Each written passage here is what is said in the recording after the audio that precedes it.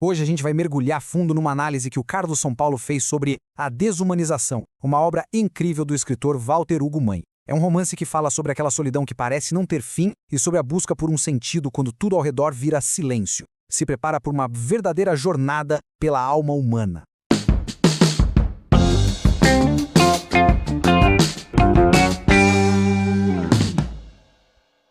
E a gente já começa com essa ideia central, que vira de cabeça para baixo uma noção muito famosa. A gente costuma ouvir que o inferno são os outros, né? Mas aqui a proposta é justamente o contrário.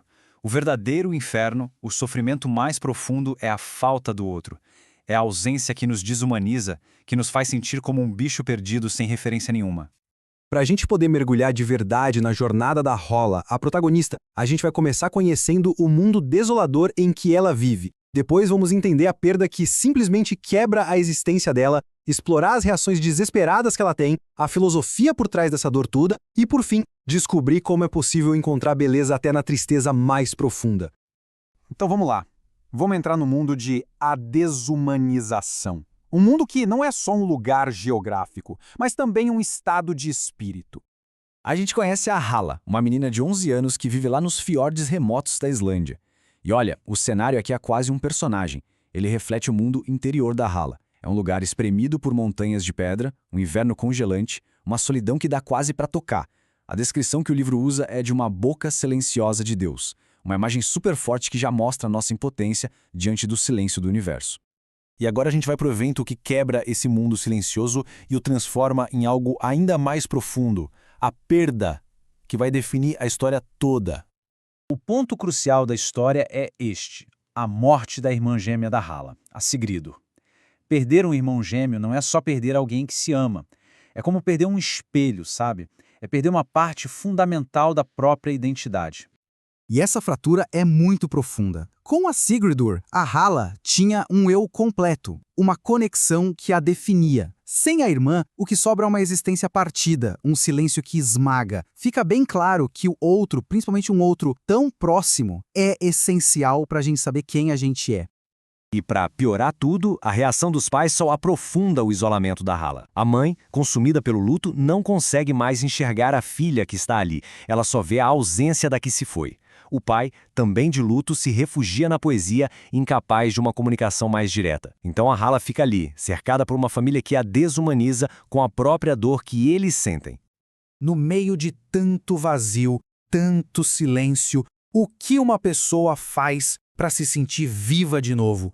É aqui que a história toma um rumo bem chocante e profundamente psicológico. É exatamente essa pergunta que move as ações da Hala. E é muito importante a gente entender que o que ela faz não é uma questão moral, mas sim um mecanismo de sobrevivência psicológica diante de algo insuportável.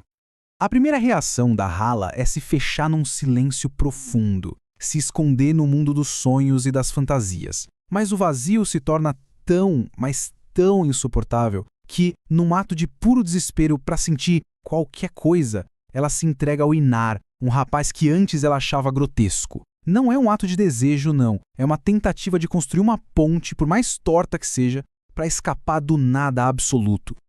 As próprias palavras da Hala sobre esse momento são aterrorizantes e muito reveladoras. Ela não descreve prazer nem conexão. Ela descreve uma entrega à decomposição, um mergulho simbólico no mundo dos mortos para tentar entender o que aconteceu com a irmã. É um ato de se unir com a morte para tentar compreender a vida. E a partir da história tão pessoal da Hala, a gente pode explorar uma filosofia muito maior. Como que a ausência e a dor funcionam na nossa cabeça? O ponto-chave é o seguinte: a gente precisa do outro para existir. O outro funciona como um espelho que nos confirma, que nos dá um contorno, uma importância. Quando esse espelho se quebra, uma parte da gente vai embora junto com ele. A ausência, então, não é o vazio. A análise nos mostra que a ausência, na verdade, é um espaço. É como um recipiente que fica para trás quando alguém vai embora. E a dor que preenche esse espaço é, paradoxalmente, maior do que o próprio espaço. Ela se expande, ela transborda, ela ocupa tudo. É um sentimento que parece sempre ser maior do que a ausência que o causou. E justamente porque essa dor é tão avassaladora e a gente não tem controle nenhum sobre a nossa finitude, nós, como seres humanos, criamos figuras divinas.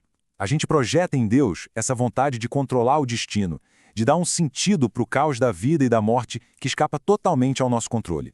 Então, se a dor é tão grande e a gente não tem controle, como é que se lida com ela? Bem, a resposta está no universo simbólico. Já parou para pensar por que rituais como funerais são tão importantes? É porque a nossa mente precisa de um ato concreto, de um corpo ali, estático, para conseguir dialogar com a perda. O ritual dá forma ao luto. É por isso que em grandes tragédias, resgatar os corpos é tão vital para os que ficam. Psicologicamente, o processo funciona mais ou menos assim. Primeiro, a gente confronta o vazio da perda. Depois, usamos um símbolo, seja um corpo, um túmulo, cinzas, para dialogar com essa perda. E, finalmente, a gente reintegra a memória da pessoa nas nossas vidas, mas de uma nova forma. E isso nos leva a uma ideia muito profunda do Jung. Não se trata de um desejo de morrer, de jeito nenhum, mas de aceitar a mortalidade e as pequenas mortes que a gente vive o tempo todo. O fim dos ciclos, a perda de partes de nós. Somente quem está disposto a deixar o velho eu morrer é que pode renascer e permanecer verdadeiramente vivo. E assim, a gente chega à conclusão. Depois de tudo isso, como é que a obra nos oferece uma saída?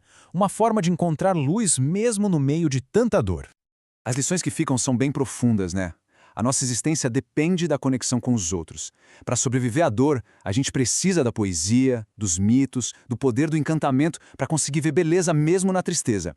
É sobre habitar o mundo simbólico sem deixar que o ácido da dúvida, aquele cinismo, destrua a nossa capacidade de encontrar um sentido para as coisas. E essa análise nos deixa com uma pergunta final, que talvez seja o grande desafio da condição humana. Depois de toda essa jornada pela solidão, pela dor, a questão que fica é sobre a empatia. Será que a gente consegue, de fato, sair de dentro de nós mesmos para ver o mundo pelos olhos do outro?